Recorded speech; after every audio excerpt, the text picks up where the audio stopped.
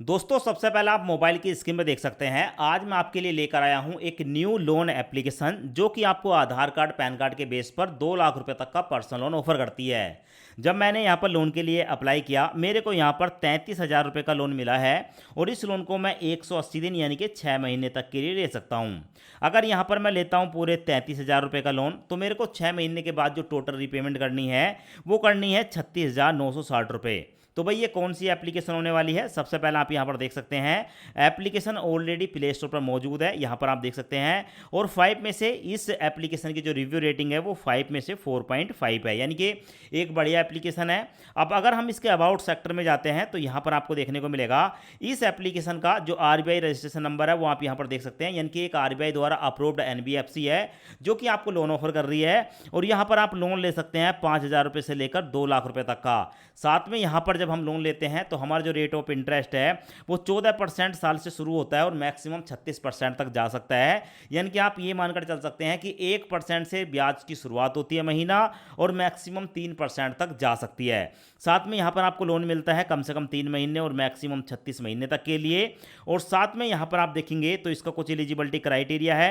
Loan लेने के लिए आप एक भारतीय होने चाहिए, आपकी जो एज है वो 22 साल कंप्लीट होनी चाहिए और आपका जो आधार कार्ड है, ठीक है, वो आपके मोबाइल नंबर के साथ लिंक होना चाहिए। 2 डॉक्यूमेंट आधार कार्ड पैन कार्ड यहाँ पर लगाने होते हैं। सो दोस्तों ये लोन एप्लीकेशन कौन सी होने वाली है सब कुछ बताऊंगा, पर उससे पहले यहाँ पर मैं आपको लोन अप्लाई करने का लाइव प्रूफ प्रोसेस दिखा देता हूँ।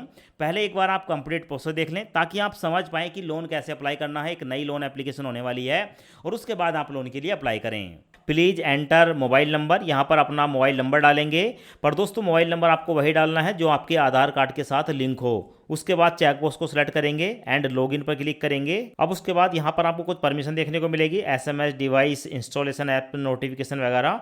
तो नीचे आपको 2 चेकबॉक्स देखने को मिलेंगे, दोनों चेकबॉक्स को सिलेक्ट करेंगे। चेकबॉक्स सिलेक्ट हो जाने के बाद अलाउ परमिशन पर क्लिक करेंगे। परमिशन अलाउ हो जाने के बाद आपके सामने ये वाला इंटरफेस आएगा। यहाँ पर quick detail to unlock your credit journey. सबसे पहले यहाँ पर अपना फर्स्ट नेम बताएंगे, उसके बाद लास्ट नेम बताएंगे, उसके बाद यहाँ पर अपनी एक ईमेल आईडी डालेंगे, उसके बाद अपना डेट ऑफ बर्थ डालेंगे। उसके बाद ऊपर को स्क्रॉल करेंगे, स्क्रॉल करने के बाद यहाँ पर आप अपना जेंडर बताएंगे, उसके बाद जहाँ पर आप रहते हैं वहाँ का पिन कोड डालेंगे और उसके बाद यहाँ पर अपने पैन कार्ड का नंबर डालेंगे। पैन कार्ड का नंबर डालने के बाद नेक्स्ट पर क्लिक करेंगे। नेक्स्ट पर क्लिक करने के बाद आपके सामने आएगा प्लीज रिकन्फर्म द डिटेल। अभी तक आपने जो भी डिटेल दी है जैसे कि अपना first name, last name, personal email ID, date of birth, gender, pin code, उसके बाद पैन कार्ड का नंबर, ये सारी डिटेल आपको देखने को मिल जाती हैं। अगर आप ही की डिटेल है और बिल्कुल सही है तो आप यहाँ पर यस प्रोसीड पर क्लिक करेंगे। और अगर आपको लगता है कि कोई डिटेल ठीक है गलत हो चुकी है, आपको एडिट करना है, तो यहाँ पर आप एडिट पर क्लिक करके अपनी डिटेल को चेंज कर सकते हैं। अब उसके बाद आपके सामने आता है let's get to know your work life. अब यहाँ पर आपको बताना होगा कि आप यहाँ पर एक सैलरीड पर्सन हैं या सेल्फ एम्प्लॉय हैं। जिस कैटेगरी में भी आप आते हैं उस कैटेगरी को सिलेक्ट कर लेंगे और उसके बाद नेक्स्ट पर क्लिक करेंगे। अब उसके बाद आपसे पूछा जाएगा वर्क योर लाइफ, यानी कि आप क्या काम करते हैं। अगर आप एक सैलरीड पर्सन है तो आपसे कंपनी के बारे में पूछा जाएगा और अगर आप एक सेल्फ एम्प्लॉय हैं तो आपसे आपके बिजनेस के बारे में पूछा जाएगा। तो यहाँ पर हमने सैलरीड पर्सन सेलेक्ट किया है तो ऐसे में हमसे पूछा जा रहा है कि आप किस कंपनी में जॉब करते हैं। कंपनी का नाम यहाँ पर डाल दें। आपकी डेजिग्नेशन क्या है, यानी कि आपकी पोस्ट क्या है, आप मैनेजर हैं, इंजीनियर हैं, यहाँ पर सेलेक्ट कर लें। अब उसके बाद आपसे पूछा जाता है नेट मंथली सैलरी, आपकी एक महीने की सैलरी कितनी है, यहाँ पर आप डालेंगे। अब उसके बाद नीचे आपको देखने को मिलता है सैलरी मोड। अब सैलरी मोड में आपके सामने आता है सिलेक्ट सैलरी मोड, ठीक है, यानी कि आपको जो सैलरी मिलती है वो कैश मिलता है, चेक मिलता है या बैंक में ट्रांसफर होता है। आप उस ऑप्शन को सिलेक्ट कर लेंगे और उसके बाद नेक्स्ट पर क्लिक करेंगे।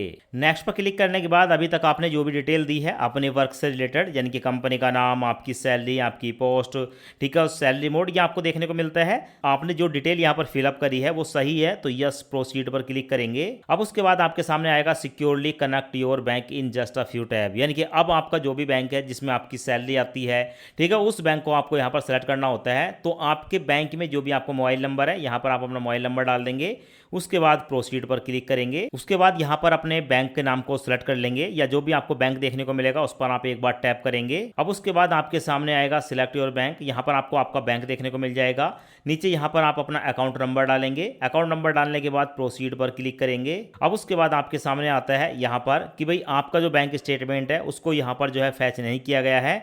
ऐसी कंडीशन में आप यहाँ पर मैनुअल अपने बैंक के जो भी आपके पास स्टेटमेंट है उसको अपलोड कर सकते हैं। देखिए 2 ऑप्शन है, यहाँ पर पहला प्रोसेस होता है कि आपके मोबाइल नंबर पर एक OTP आता है। OTP डालकर जैसे सबमिट करते हैं तो उसके बाद आपका जो बैंक स्टेटमेंट है ऑटोमेटिक ले लिया जाता है। और अगर ऑटोमेटिक आपका बैंक स्टेटमेंट नहीं लिया जाता है, ऐसी कंडीशन में आप यहाँ पर अपने जो आपका बैंक स्टेटमेंट है उसकी PDF फाइल को यहाँ पर अपलोड कर सकते हैं। उसके बाद जो भी आपका PDF फाइल है बैंक स्टेटमेंट का, अगर उस पर कोई पासवर्ड है, ठीक है, तो उस पासवर्ड को यहाँ पर डालेंगे और उसके बाद कंटिन्यू पर क्लिक करेंगे।